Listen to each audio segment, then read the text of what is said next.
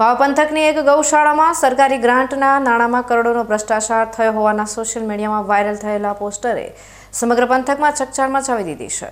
ગૌમાતાના નામે આવેલા પૈસાનો દુરુપયોગ થયો હોવાના આક્ષેપો સાથે રાજકીય ગરમાવો વધતા હવે આ મામલો ટોક ઓફ ધ ટાઉન બન્યો છે। બનાસકાંઠાના વાવ પંથકમાં આવેલી એક પ્રતિષ્ઠિત ગૌશાળા અત્યારે વિવાદોના વમળમાં ફસાઈ છે, જેમાં સરકારી ગ્રાન્ટના કરોડો રૂપિયાનો ભ્રષ્ટાચાર થયો હોવાના ગંભીર આક્ષેપો ઉઠ્યા છે। છેલ્લા કેટલાક દિવસોથી સોશિયલ મીડિયા પર એક પોસ્ટર વાયરલ થઈ રહ્યું છે, જેમાં દાવો કરવામાં આવ્યો છે કે ગૌશાળામાં ગાયોના નિભાવ માટે મળેલી સરકારી સહાયમાં મોટા પાયે ગેરરીતિ આચરવામાં આવી છે। આ મુદ્દે રાજકીય રંગ પકડતા કોંગ્રેસના અગ્રણી ઠાકરશીભાઈ રબારીએ મેદાનમાં આવી મોટું નિવેદન આપ્યું છે અને ગૌશાળાના વહીવટમાં પારદર્શિતાનો અભાવ હોવાનું જણાવી તપાસની માંગ કરી છે। જો કે આ આક્ષેપો સામે માવસરીના સરપંચ પ્રકાશભાઈ વ્યાસે વળતો પ્રહાર કરતા તમામ આરોપોને પાયાવિહોણા ગણાવ્યા છે। સરપંચનું કહેવું છે કે ગૌશાળામાં કોઈ પણ પ્રકારનો ભ્રષ્ટાચાર થયો નથી અને જે લોકોને શંકા હોય તેમણે ગામમાં આવી ટ્રસ્ટીઓ સાથે બેસીને હિસાબ માંગવો જોઈએ। તમામ હિસાબ દૂધે ધોયેલા મળી જશે। વધુમાં સરપંચે પડકાર ફેંક્યો છે કે જે લોકો ખોટા આક્ષેપો કરીને સંસ્થાને બદનામ કરે છે તેઓ ગૌશાળાની જગ્યા પર આવીને સોગંદ ખાય તો જ સાચી હકીકત બહાર આવશે। ગૌમાતાના નામે થતા આ રાજકારણને લીધે ગ્રામજનોમાં પણ અનેક ચર્ચાઓ જાગી છે। એક તરફ ભ્રષ્ટાચારના આક્ષેપો સાથેની પોસ્ટ સોશિયલ મીડિયામાં વાયુવેગે પ્રસરી રહી છે, તો બીજી તરફ ગૌશાળાના સમર્થકો તેને રાજકીય ષડયંત્ર ગણાવી રહ્યા છે। આ લડાઈ હવે માત્ર હિસાબ પૂરતી મર્યાદિત નથી રહી, પણ પ્રતિષ્ઠાનો જંગ બની ગઈ છે।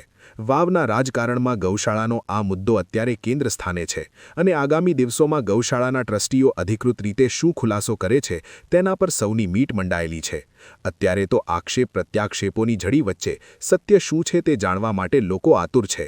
આપ પૂછી રહ્યા છો, પણ આપ મારા ચહેરા અને આંખો સામે જુઓ। કાલે જ્યારે સમાચાર મળ્યા ને મેં આખી એમની પીડીએફ વિગતો સાથે મંગાવી, ત્યારે આખી રાત આજુ મારું ઓનલાઈન ચાલુ રાખીને ખાલી મોબાઈલથી સમય પસાર કર્યો, ઊંઘ ના આવે કે જ્યારે અમારો વિસ્તાર અને લખીરામ બાપુની જગ્યાએ પવિત્ર જગ્યા છે, જાગતી જ્યોત છે, દરેકની શ્રદ્ધાનો વિષય છે। અમારા વિસ્તાર, આપણા સમગ્ર વિસ્તારના લોકો ગાય માતા માટે આ વિસ્તારમાં પાળિયા બની ગયા। ગાયો માટે જ્યારે લોકો પોતાના બલિદાન આપ્યા છે, પરંતુ દુઃખદ બાબત છે કે મને સમાચાર મળ્યા, પોસ્ટો થતી હતી કે માવસરી ગૌશાળામાં કૌભાંડ થયું છે, ત્યારે મને માનવામાં નહોતું આવતું કે આ વિસ્તાર તો ગાયો માટે ધડ ધીંગાણે માથા મસણે એવો વિસ્તાર હોય ને આવું ન બને। પરંતુ જ્યારે પૂરી વિગતોનો મેં અભ્યાસ કર્યો ત્યારે 126 લાખ રૂપિયા ગુજરાત સરકારે ગાયોની સબસિડી આપી છે।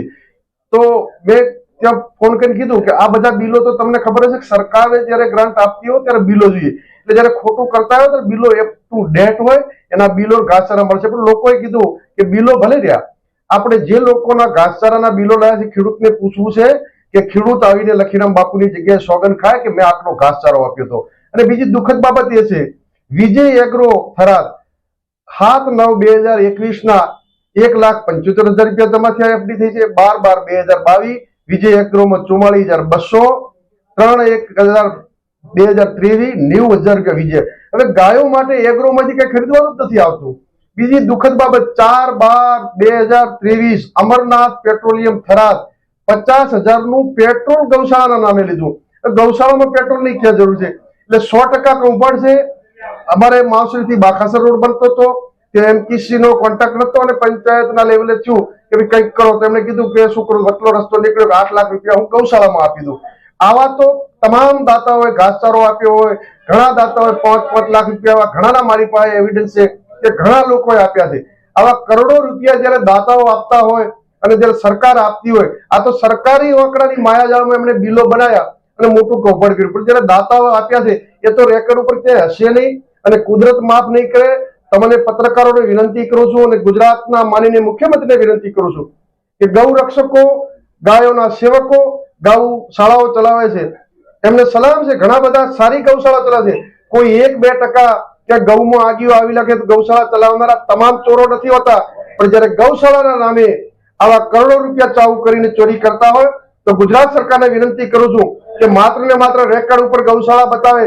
ગામ લોકો ભોળાથી બિચારાને કે આપણે ગૌશાળા છે ફાળો ઉઘરાવો, પરંતુ સરકારના પૈસા આવતા હોય ત્યારે સરકારને વિનંતી કરું છું કે આવા લાખો કરોડો રૂપિયા જ્યારે સરકાર જનતાના ટેક્સના ગાયો માટે આપે છે એ સરાહનીય કામગીરી છે, પરંતુ જ્યારે આવા વહીવટ કરતાઓ એ સરકારના પૈસા, દાતાના પૈસાઓ ભ્રષ્ટાચાર કરતા હોય તો કાળીઓ ઠાકરે ધણીધર પણ માફ નહીં કરે. તમને પત્રકારોને વિનંતી કરું છું કે તમામ ગૌશાળાઓમાં જો આવા કૌભાંડ ચાલતા હોય, જે સત્યથી ચાલતી બરાબર છે, પણ કોઈ 1-2% આવા ગૌશાળાના નામે લેભાગુ તત્વો જો ભ્રષ્ટાચાર કરતા હોય તો એ પૈસા દાતાઓના અને સરકારના છે. આવું કૌભાંડ બહાર પાડવા માટે સમગ્ર ગુજરાતના અને પત્રકારોને તમને પણ ખૂબ ખૂબ અભિનંદન આપું છું કે આ કૌભાંડને ઉજાગર કરો. છેલ્લા 2-3 દિવસથી સોશિયલ મીડિયાના માધ્યમથી અમારું જે શ્રદ્ધાનું કેન્દ્ર છે એવા પરમ આદરણીય અમારી જગ્યાની ગાયોની જે ગૌશાળાનું કાર્ય છેલ્લા 15-20 વર્ષથી થઈ રહ્યું છે. આ સંસ્થા ઉપર કીચડ ઉછાળવાનું કામ થઈ રહ્યું છે.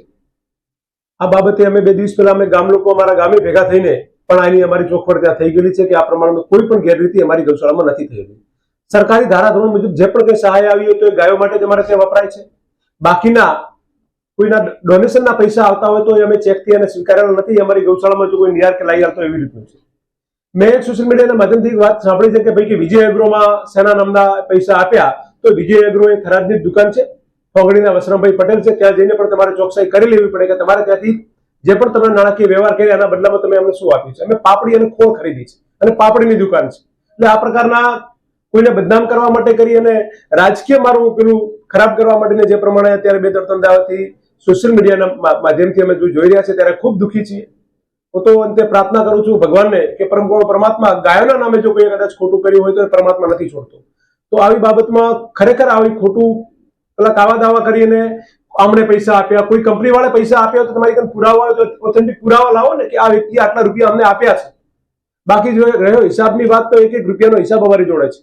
એ હિસાબ હવે અમારા ગામ લોકોને પણ અમારે જે જણે અમારે જરૂરત એમને મૂક્યું છે. આગળ પણ કોઈને જો વ્યક્તિગત જોવો હોય તો આવીને હિસાબ અમે આપવા તૈયાર છીએ. અમારા બાપજી છે ગાયોની સેવા કરે છે, અમે માત્ર ભારતીયનો વહીવટ કરીએ છીએ. અમે ગાયોમાં સીધા ઇન્ટરફિયર નથી થતા. ક્યાં ગૌશાળાની જે મંદિરની અંદર ગૌશાળા છે એના સિવાયની પણ એક નવી ગૌશાળા અમે બનાવી રહ્યા છીએ, જેના માટે અમે 4 એકર જગ્યા રાખી અને ત્યાંનું કમ્પાઉન્ડ વોલ, પાણીનો સંપ, હવાડો આ બધી વ્યવસ્થાઓ કરી છે. સેવા થાય છે અને આ સેવા આજની નહીં, છેલ્લા 15 વર્ષથી સરકારી સહાય કદાચ 2-3 વર્ષથી રાજ્ય સરકાર આપે છે. એના પહેલા એ વિસ્તારમાં પીવાનું પાણી નતું ત્યારે અમે વેચાતા પૈસા પેલા કરીને અમારી આર્થિક સ્થિતિ સારી નથી છતાં પણ ત્યાં બાપુના સાનિધ્યમાં અમે સેવા કરી છે. ત્યારે છેલ્લે ગાયના નામે કોઈ રૂપિયો ખાય નહીં, ખાય તો એને પરમાત્મા નામ માફ કરે. એટલે આવા આક્ષેપો કરવા મહેરબાની કરીને છોડી દો. અને તમારે સત્યતા જાણવી તો આવો ધોણીએ, તમારી કંઈ કોઈ પુરાવા છે તમે ધોણી આવીને સોગન ખો કે હું સોગન ખાવા તૈયાર છું. આવા ખોટા આક્ષેપો મહેરબાની કરી અને અમારી જગ્યાને બદનામ કરવાનું છોડી દે. જે કોઈ પણ કરતા હોય એ લોકોને કહું છું.